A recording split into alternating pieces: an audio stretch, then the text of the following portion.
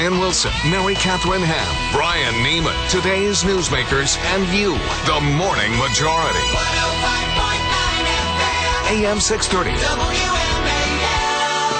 6:37 on WMAL. We got Grover Norquist coming up next hour. He seems to like Rick Perry's flat tax plan. We'll talk to him at 7:06. Stuart Varney coming your way at 7:36 from Fox Business Channel. We'll get into what's going on in Europe over there.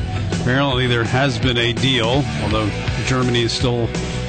they're still being Germany. They got cold feet. Joe the Plumber in the 8 o'clock hour, and Congressman Buck McKeon will join us as well at 8:36. Lanny Davis is on the line right now. So, Lanny, I hear you're a gambling man these days. Big bet with Sean Hannity on the radio the other day.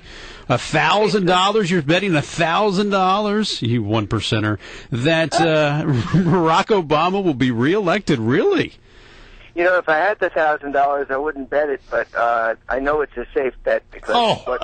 Really? Mitt Romney, absolutely. Safe is an exaggeration, I think. Himself in the last. He's the only possible person who had a chance to win a general election against Barack Obama, and he's completely blown it. And I don't think he can wiggle his way out of the 3 or 4 mistakes that he's made that he can't get around at this point. It's too late to flip-flop. Oh, wait a second. So you think Romney has damaged himself that much in this past week with because of the Ohio thing?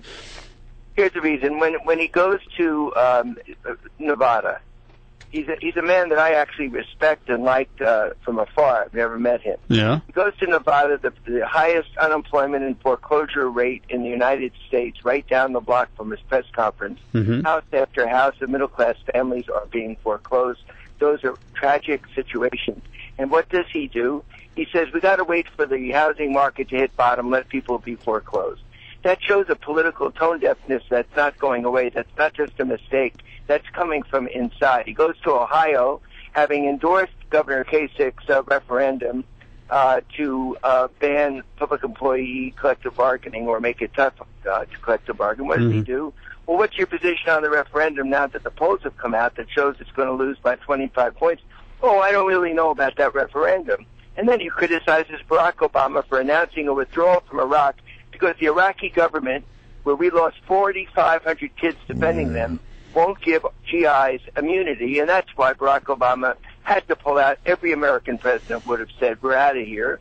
Yeah, but not every American president criticizes that decision. All right. So those are the 3 examples. All right, let's talk about this. Well, that third one I don't think is going to hurt him too bad. The third one, there's no way it's going to hurt him because you could make the argument, well, the Obama administration really wanted to get out. They didn't really work hard enough with the Iraqis to make sure that they're going to stay. The Iraqis were intransigent and stubborn. Do you really think the American people are going to side with the Iraqis saying, no, we're not giving immunity, and Obama, you should have worked harder?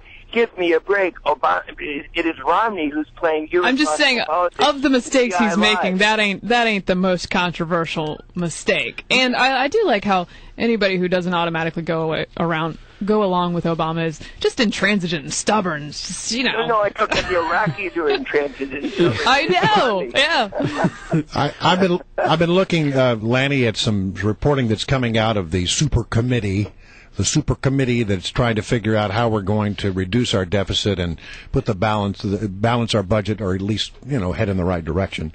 And it appears that we're headed for gridlock there, and it seems to be centered around this: Democrats are still insisting that we're not paying enough in taxes. Is that a winning position to take in an election year? Do people really believe that we're not paying enough in taxes?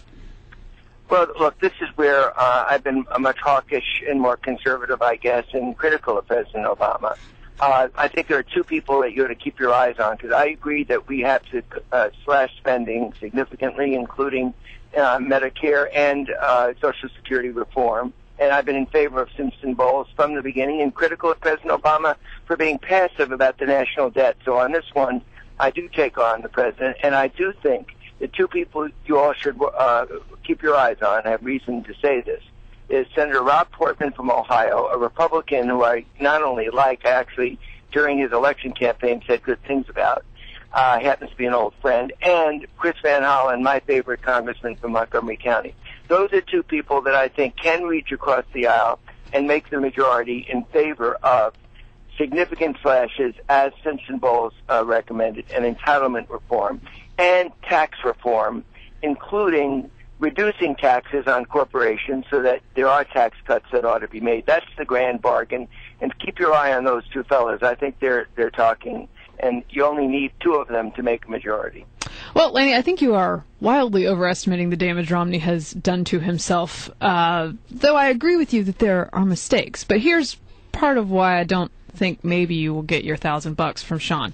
Well, no, wait, I'm not. This is going to, so others might eat, and that's where the whole list in Washington will get the benefit of Sean's money. All right, so I hope that some others might eat will get your $1,000 regardless of whether you win the bet. But anyway,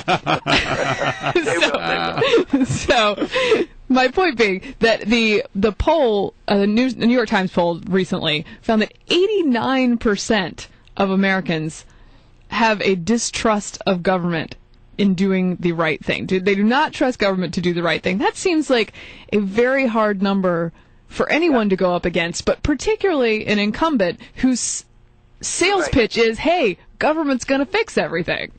Nobody has a tougher deck of cards, including economic conditions on the ground, high unemployment, discontent